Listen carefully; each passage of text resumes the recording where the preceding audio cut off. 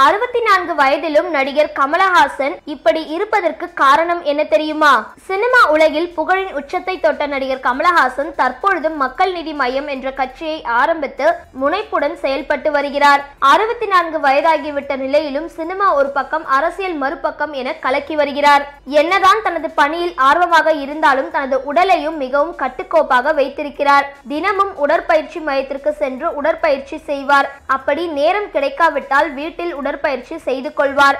சாப்பாடு விஷயத்தில் அசைவ விரும்பி ஆவார். மற்ற உணவுகளை விட கமலஹாசனுக்கு மீன் என்றால் மிகவும் பிடிக்கும். மீன் சமைப்பதற்காகவே தனி சமையல்காரரை சமையலுக்கு வைத்திருக்கிறாராம். அதுவும் கேரளத்தின் கரிமீன் ஃப்ரை என்றாலே கமலுக்கு தனி பிரியமாம்.